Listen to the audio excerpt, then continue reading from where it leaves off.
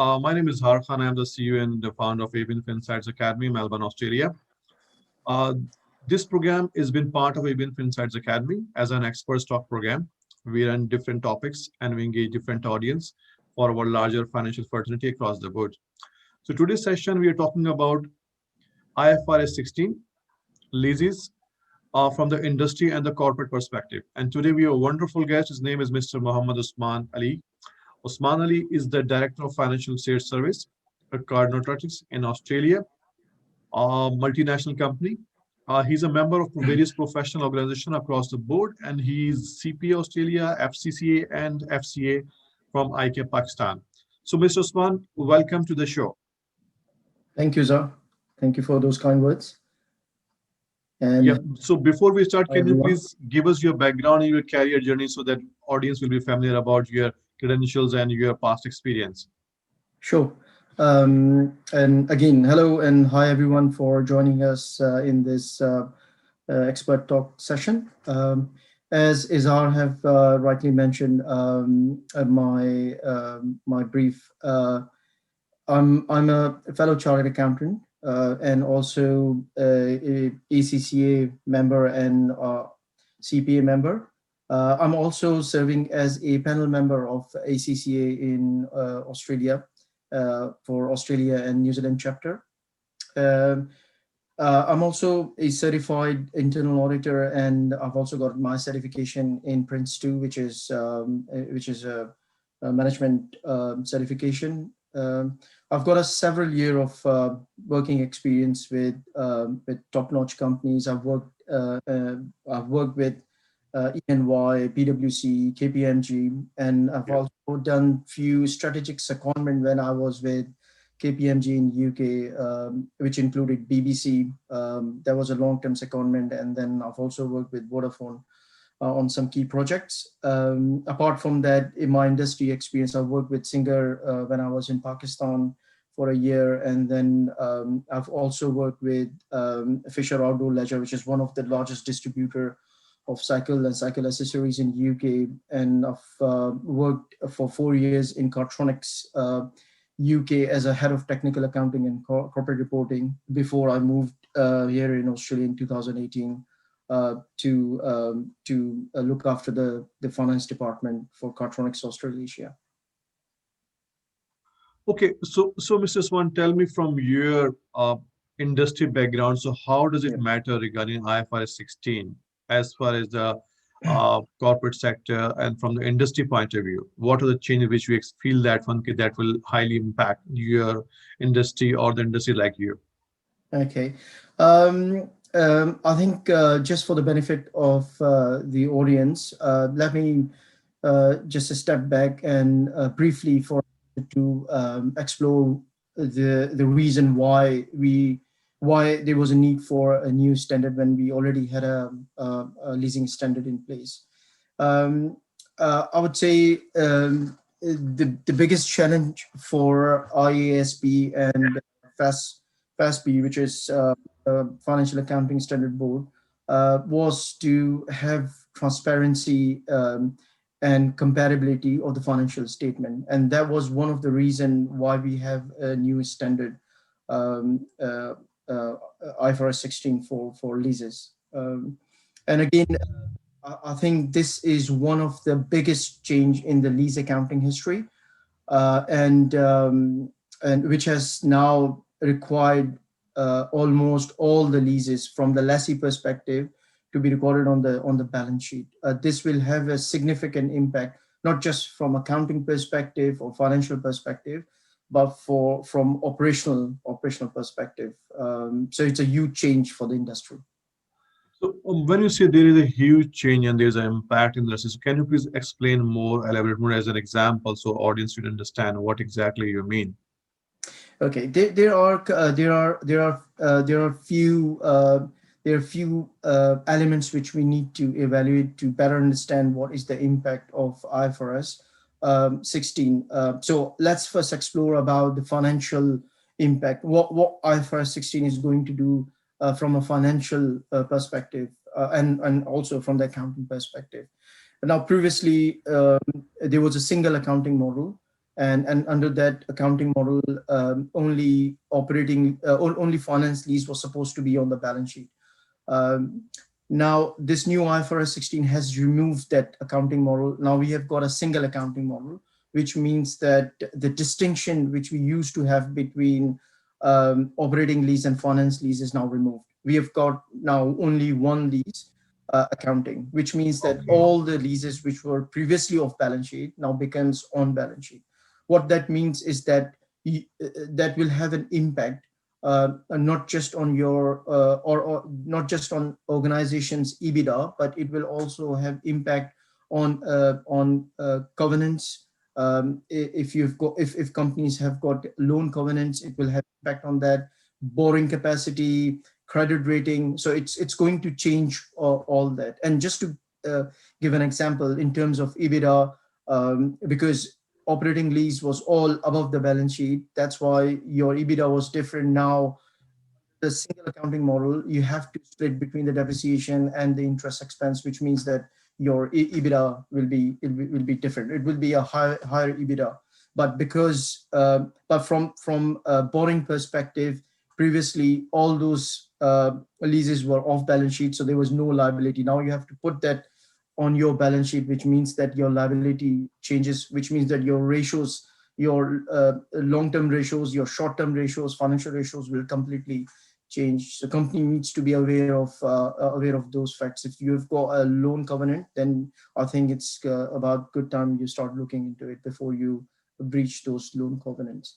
Uh, the second point, from operational perspective, I would say um, handling a large amount of leases is not as easy task, and especially where the companies don't have a centralized database, then they are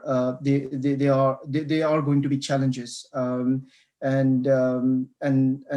think previous practice was to retain leases on a spreadsheet. Considering there was only few handful of finance leases, that was an easy task. But now under a new standard, it's going to be different. There are industry which will be heavily impacted. There are industry which will be lightly impacted, especially if you're looking at industries which are in um, in sectors like ATM industry, which I belong to. It's heavily impacted because we have got lots of retail where we have to place our ATMs, which means that we have to enter into a retail arrangement. Previously, all of that was operating. Now you're talking about 3,000 leases suddenly on your balance sheet. So you need to have a good database management system. That's an interesting perspective. So what I understand, Mr. Swan, so the KPIs of the company and the organization is gonna be changed because you're saying there's a distinction between finance and operating is gonna remove, and now the operational KPI is definitely gonna impact. Am I right in saying that? Yes, definitely. There's no doubt about it. Everything from accounting perspective will be changed.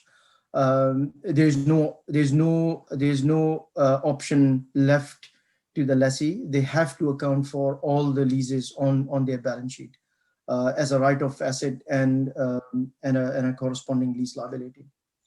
Okay, now because I know your industry is a multinational company, it's a predominantly the US-based multinational operation, and you're working in Australia, where is the IFRS is a major impact. Do you think there is an impact between IFRS versus GAAP also, keeping in view this scenario? Yes. Again, this is relating to the same exercise which IASB and FASB was doing. Sorry, actually started a couple of years back of converging all the standards. But again, there are some differences. It's not 100% converged IFRS. There are still key changes between IFRS 16 and FASB ASC 842, which is for lease accounting under US GAAP. Under ASC 842, they still follow the dual accounting, but the presentation is different. It's saying that in terms of IFRS, you need to recognize all the asset as all the leases on the balance sheet, and then there's no distinction between finance and operating lease because the treatment will be same. But when you look at ASC 842, you still have that distinction between the operating and finance lease, and but the balance sheet impact under both the standards is same. You have to put all the lease asset on the balance sheet. Either you are using IFRS 16 or you're using 840, ASC 842.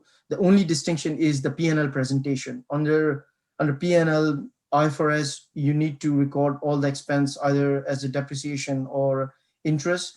But under 842, AS 842, you need to record operating lease expense as an operating lease. Even though you have recognized the asset and liability, you still need to have the same P&L presentation. And for finance lease, you will do the same you were doing previously. You will split it between the interest and depreciation.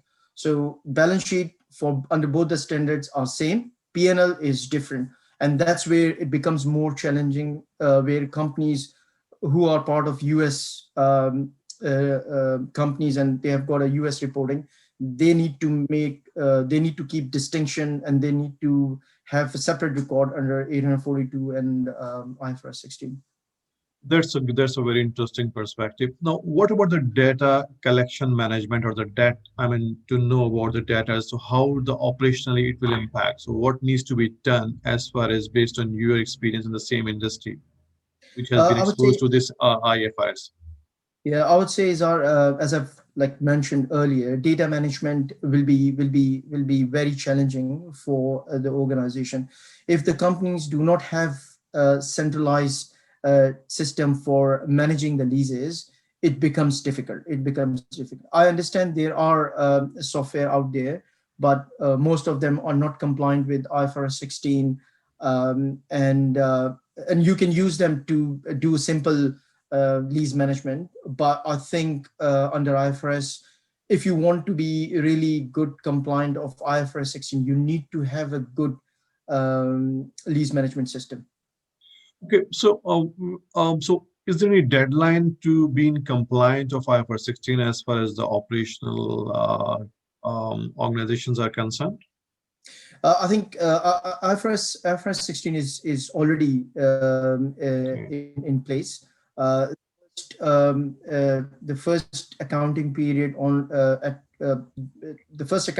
where you had to be compliant was period beginning on and after 1st January 2019. So company should have already done that. But again, I think the most important thing is that it's not a one-off exercise. I understand people or companies have gone through major pain to get that old standard transition to new standard, or the financial statement transition from the old standard to the new standard. But that does not stop there. You continuously need to maintain that lease accounting record. Now, when I say that, what I mean is it's not a one-off exercise, and the reason why, because this new leasing standard just does not look at only leasing contracts. It's a very wide scope standard, and it covers all the contracts, and that is one of the thing under IFRS 16. You need to consider all the contracts, irrespective whether it's a revenue contract or any contract. And the reason why, because there are instances where a contract is a simple revenue contract. Like, for example, if you've outsourced or not revenue contract, but for example, it's a simple outsource contract, but in reality, there will be a lease embedded in that contract. So the new standard requires you to go through all the contracts and ensure that there is no lease embedded. So it's not a one-off exercise. The companies need to be constantly aware of this requirement. They need to evaluate whenever there is a new contract. They need to evaluate it and they need to make sure that the lease accounting is done properly. That's where it becomes challenging. Fair enough. Now, what I understand from your point of view, for example, if the company is into the leasing business and they have a different leasing asset, it could Yeah. be there could be huge variety in terms of operation, because I know in the Middle East, even in the Australia, different organizations have different types of leasing asset. So, what do you recommend? I mean, do you think there are some softwares available in the market or consultants, or how do you comply? I mean, with this requirement? It sounds very complicated now. Yes, it's complicated. It's not easy standard. I understand when there was only one or two or three leases, then yeah, you can use Excel to maintain the record, and you can do the accounting. But when you are talking about hundreds and hundreds of leases, for example, if you take a retail sector, now retail sector is the sector which will be heavily impacted. If you take a airline industry, it will be heavily impacted. And the reason why, because these industry sector in previous they had a huge number of operating leases. Now all those operating leases needs to be on the balance sheet, which means that you can't manage. If you're talking about 3,000 leases, then it's not humanly possible to maintain a spreadsheet to do their accounting. And not just an accounting, at the end of the accounting you need to have a right disclosure in the financial statement. So you need to have something to produce that disclosure. Now, as to your question about whether there are leasing software in the market, yes, as I've said earlier, there are, but not everyone of those are compliant. Some of them deals with the leases to an extent, and some of them ticks the boxes. And I think I understand ABN has got arrangement with another company to have a leasing software, which I personally gone through it, and I think it ticks all the boxes. If you are doing a lease accounting under IFRS and you've got more than 500 and 600 leases, I think that's the best software to use. It's simple to use. I've gone through it. It's simple to use, and yeah, it ticks all the boxes. Okay, so from your point of view, and an expert on the subject, and you have the operational expertise of your organization. So, what do you recommend for the companies to be compliant with very fast? I think the best thing the company should do is that first they need to get right software. Invest in that. Don't be afraid, because it will save you lots of hassle and lots of resources at the end. Because when it comes to the year end, then there will be then it will be quite challenging if you don't have a right kind of software. And right kind of a software not just only provide you management, but it also helps you from the audit perspective, because IFRS 16 uses lots of assumptions, and the software cater for that. So you will have an auditable data, which will be a lot more easier for you to go through the audit. And again, I would say investing in training of staff to make sure that they are aware of IFRS 16. They understand what is IFRS 16, how its impact, what are the requirements. It will be another good investment. And I would say to the organization, don't be shy in investing people to get them trained, because it's worth it. Believe me, no, it's worth it. Okay, Mr. Swan, I would like to thank you very much for your time, and it's a very informative session for the audience, and I hope the viewers and the audience must have enjoyed and got the insights regarding IFRS 16 operational implications. And dear viewers, thank you very much time, and as Mr. Swan, thank you very much for Thank your you. insights, Thank you very and much, we Azhar, would and like to see you off thank and you, on audience. again on the same subject to share your insights with our viewers. Thank you very much, and wish you all the best for your career journey.